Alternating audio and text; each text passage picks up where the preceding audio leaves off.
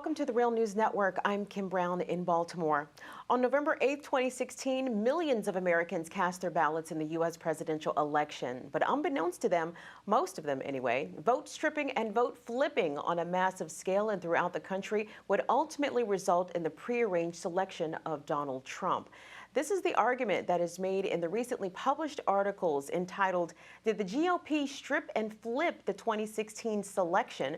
and "Why did the U.S. State Department would not certify Trump's election as legitimate?" Both of these pieces were written by Robert Fitrakis and Harvey Wasserman. Now joining us today to discuss the U.S. presidential elections results and the very serious charges made in these pieces is Robert Fitrakis. He is a civil rights and election lawyer and a political science professor at the Columbus State Community College. He was also an international election observer for the 1994 presidential election in El Salvador, and he also co-wrote and edited the International Observers Report for the United Nations. Also, he was lead attorney in Moss v. Bush election challenge back in 2004, and he's currently suing the Edison Research Group regarding their practices of adjusting exit poll data in favor of improbable results. Bob and Harvey Wasserman are the co-authors of the upcoming book, The Strip and Flip, The Death of the American Democracy, 5 Jim Crows and Electronic Election Theft. Bob, thank you so much for being here. Oh, glad to be on the show. Well, let's go step by step by some of the arguments that you and Mr. Wasserman made in these articles. And let's start off with the Electoral College, where it all comes, where the Electoral College all comes from. And why do you think the Electoral College is of particular significance in this election? Well, we're one of the only so-called democracies in the world where the loser of the popular vote wins the election. So, we got the loser winning and the winner losing, and all of that is based in a relic of an electoral college that was there primarily as a way to hide the slavery issue by electing electors and hiding that 3/5 bonus that was built into the U.S. Constitution as part of the compromise to keep the 13 plantation slave owners at the convention in Philadelphia. So what exactly is the difference there of, quote, traditional Jim Crow stripping of voter registration rolls in this last election? Well, in the old days, you expected that blacks would be repressed in the old Confederacy, blatant, disregard for voting rights. At one point, the Supreme Court, said, yes, you have the right to vote, but we have neither sword nor purse. We can't really spend money to do it, and we can't enforce it.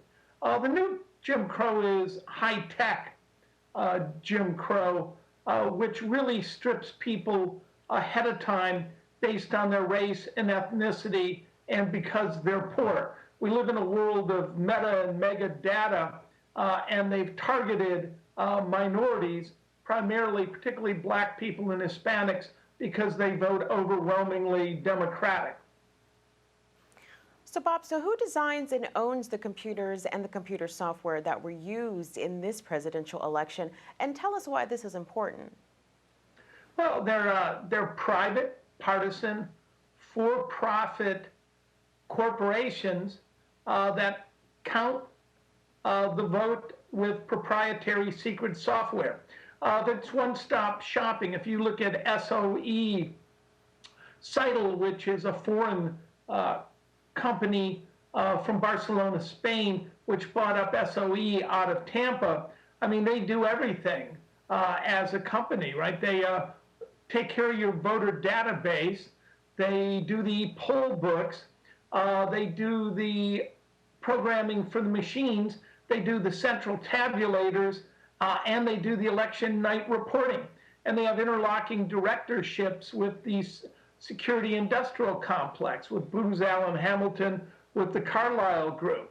So, if I was in El Salvador, which I was in 1994, and I said, oh, the Arena Party is going to bring in friends connected to the CIA to secretly program the computers to control and use computers to say who's allowed to vote, everyone would have known that the election was rigged and fixed. ES&S, which has been partly owned by the Omaha World Herald, which has Warren Buffett invested in it, and the McCarthy Group.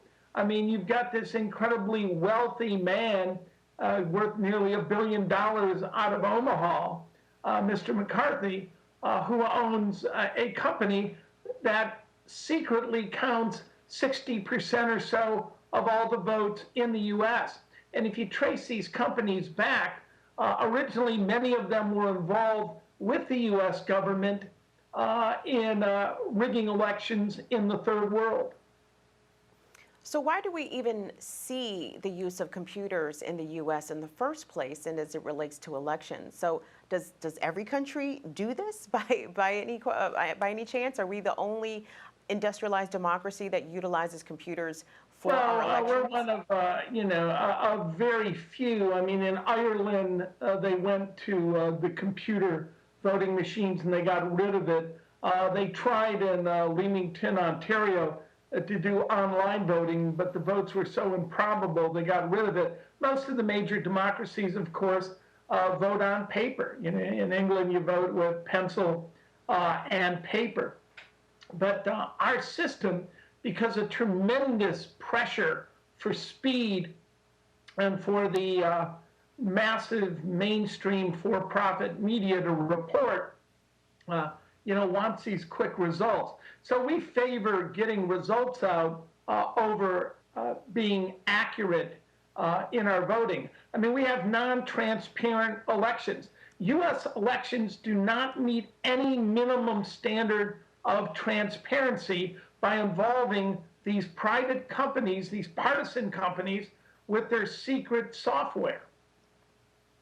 So how does this play into what we just witnessed here in the United States 2 weeks ago, where I can't say that it was improbable for Donald Trump to win, but it was unexpected, I would say, for a lot of people, even probably Trump himself, as we're seeing him attempt to scramble and get his transition team together. It appears as if the Trump camp themselves were not prepared for this Electoral College victory. So how did these things that you're discussing play into the 2016 presidential election? Well, number one, if this election had occurred outside the United States, our State Department would not certify it to be a legitimate, free, and fair election. The Agency on International Development, the AID, would call into question the discrepancies between the exit polls, which showed Hillary Clinton winning, and the final results. So what they want us to believe is that the universal laws of statistics apply everywhere in the universe except the United States. So this doesn't meet any minimum standard of democracy. It's a non-transparent election run by partisan for-profit corporations with their secret software. It would not be tolerated in any other democracy. And the results would trigger immediate investigations by our U.S. State Department if this, for example, occurred in Belarus.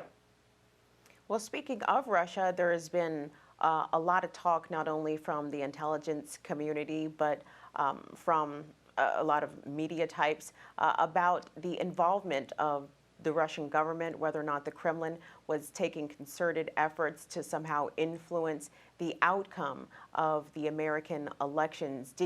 Did we find that to actually be true? It's sort of tough to gauge the validity of the information depending on where the source is. Well, there was some talk that they might have accessed voter databases. Here's what we know. We know that they left the voting systems in the U.S. out of the critical infrastructure to be protected by Homeland Security. We know we use, malfunctioning computers that freeze up on election day. If you read the AP, you read the New York Times, you read my newspaper, freepress.org, you get these reports of vote flipping and frozen computer screens. The computers are 12 to 20 years old for the most part. They lack any security points. Hart Civic, the third largest voting company, has 12 points of security. It fails all 12. The corruption of a single computer in one precinct can corrupt an entire county, including the rewriting of logs. All of this is well established in the literature. You've got University of Michigan professors. You've got Harry Hershey, the computer experts. You've got Princeton. All of them regularly hack these machines. They have virtually no security. And we're transporting the central tabulator votes when all the votes are accumulated over the internet. So it has numerous points of vulnerability. All we know is probably if the Russians had wanted to, they could have hacked the election, but so could a variety of people, including people with $15 devices from Radio Shack. So in your article, you write that, quote, in 24 of 26 states, unadjusted exit polls showed that Clinton had vote counts significantly higher than the final official outcome. Now, the likelihood of this happening in an election that is not rigged are in the realm of virtual statistical impossibility. So can you please explain precisely what you mean by that? And what do you say to those who would argue that the polls were simply proven wrong or otherwise deliberately biased towards Hillary Clinton? Well, I don't know how, I mean, the exit polls, people need to realize the exit polls are how people say they vote when they walk out, you know, a minute after they voted.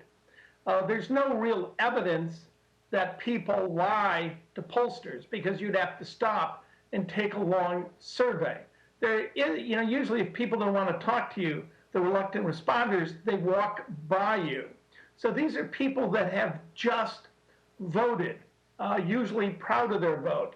They tell people randomly and their representative how they've voted. What you're seeing is a significant deviation. The margin of error, if you just took the usual statistics, is about 0.6%. Because other human factors are played into that, and because US elections have been so far off the mark since we've gone to using black box, non-verifiable computers, right? We have this push and pray system where we push, and in 16 states, there's no paper trail to recount. We push and we pray that the vote is recorded right. There's no paper in these 16 states.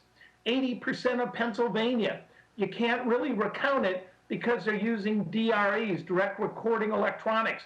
So those people really can't prove anything. They can't verify. Our best estimate is how people randomly and representative of the US society say they vote.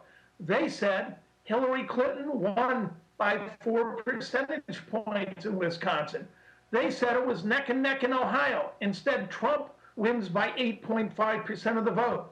In 24 out of the 28 states that had exit polling, there was a shift towards Trump. Now, if you had a coin and you flipped it 28 times and it came up heads for Trump 24 times, you should check that coin to see if it's weighted, because in the real world, you don't get these results that all go in one direction. The errors should evenly come out to be 14-14, maybe 13-15, maybe even 12-16. But when you get 24 unexplained, many of them substantial and significant shifts towards Donald Trump that go against what people are saying when they come out of the polls and are scientifically selected for responses, that by any known international standard, if this is what happened in El Salvador when I was watching that election, I would have said presumption of fraud, election rigging. Anywhere else on earth, people understand that. So many of these people, if you question them, they really don't understand polls. They really don't understand statistics. They really don't understand that you're pushing and praying, and somebody has secretly written that code, and they work for private, for-profit entities. And while there might not be much money in making vote machines, there's a hell of a lot in guaranteeing vote results. So what would you say to those that might argue that many people were simply too embarrassed to say that they were voting for Trump? And couldn't that have had an impact on the exit polls? I guess that's something that you just went through, but perhaps most significantly. No, yeah, I'd be glad to. Number one, there's decades of that's called a reluctant responder. People, if they are embarrassed to say they voted for Trump or Clinton, they walk by the pollster. They don't stop and, spend a lot of time filling out an elaborate survey and then lie to the pollster. There's really not any evidence, and that is assumed with a margin of error, which is about 2%. That is incredibly unlikely. The data indicates most people, the United States is a very segregated society. In most areas, people vote for Trump overwhelmingly, rural areas, or Hillary Clinton. They're really not embarrassed of their vote. And if they are embarrassed, they walk by. They don't stop, take a long survey, and lie.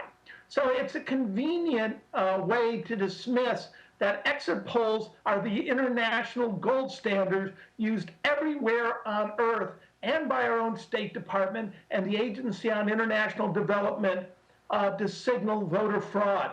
We just got a huge red flag that somebody jacked our elections in the US. And you can explain it away, but it doesn't change the universal laws of statistics. Bob, you argue that electronic flipping has been a real problem both in this election and in elections past. So explain to us what electronic flipping is and how we actually know that it exists and what impact, if any, we know that it had on the outcome of this latest election. Well, I once ran for U.S. Congress in 1992, and the votes were flipped, right? It's how you program the computer. In my case, I ran in Ohio for the U.S. Congress, the 12th district, against the governor, John Kasich. And there's a ballot rotation. So when you program the computer wrong, it's easy to say assign votes to A or B. In this case, they assigned them to the wrong candidate. In 2004, in Youngstown, Ohio, Mahoning County Board of Election admitted that 31 machines had been badly programmed and that they were flipping the vote. Is that these are computers. All people need to realize is you can program a computer. Not only that, Bev Harris, when she sued the voting machine companies, she got this data dump that included programs in the central tabulators, and they actually use a central tabulator software that allows to count votes in fraction. This comes in very handy if you're at a corporate stockholder meeting and your stock has different weight, but it's totally absurd that in the United States that the GEMS management system, the general election management system, counts votes in fractions, where you could assign 9/10 of a vote to Hillary Clinton or Donald Trump and 110% of a vote, and have it come out as if they were single unit votes. Why we would allow a tabulation system to count votes of real humans who are one entity in fractions is absolutely unacceptable in any democracy. And the fact that the courts have ruled that to be secret, that it's proprietary trade secret, is absurd and an offense to democracy. Tomorrow we could go to open code, right, where anyone could inspect the code. Right now, it's a black box. We don't know anything that's happening in those machines. And, essentially we're saying let the last hacker win. Well, some of our viewers may be wondering whether or not you supported Hillary Clinton's election campaign. Out of curiosity, did you? I'm on record saying that Hillary Clinton is is a war criminal. I'm with the Green Party. I deliberately left the Democratic Party over their attack on Iraq, which I found to be absolutely unacceptable. And I'm at great odds, and I've written about it extensively, what she did in Libya and what she sanctioned in Syria, and I see her as a major influence peddler. All I'm concerned about is a system that allows people to secretly program a vote, private companies to secretly rig our election. We've handed over the keys to the kingdom to a handful of partisan for-profit companies. So finally, Bob, what do you and Mr. Wasserman advocate as a solution to this problem? Well, hand-counted paper ballots. I think we should join the rest of the world. We're conservative here. We should vote with, paper and pencil. And there should be a voting holiday. And it should extend, for over a weekend where you have early voting into Monday and Tuesday. And we should use, people that are retired. We should use kids in college. We should pay them. We should use high school students. We should celebrate democracy, just how I watched it happen in El Salvador in 1994, when each side agreed they would have a large box that would be see-through so no one could stuff the ballots. And then they said, how will we guarantee a free election? We'll open up the box with the paper ballots, open up each one, and count them before the world, before the international observers. And I led that delegation in El Salvador and co-wrote the report as well as edited it and delivered it to the United States. They opened up the ballots. They let the media see. They let the people see. They let international observers see. It's the only way to run a democracy. Since when do we use for-profit corporations to secretly program our elections? And that's what they're doing. They're programming the results, and it's easy to do. We've been speaking with Bob Fitrakis. He is a civil rights and election lawyer, also a political science professor, where he teaches at Columbus State Community College. You should check out the two articles that he and Harvey Wasserman have published. They also have an upcoming book titled The Strip and Flip, The Death of the American Democracy, 5 Jim Crows and Electronic Election Theft. Bob, we appreciate your time. Thank you very much. All right, thank you. Appreciate it. And thank you for watching the Real News Network.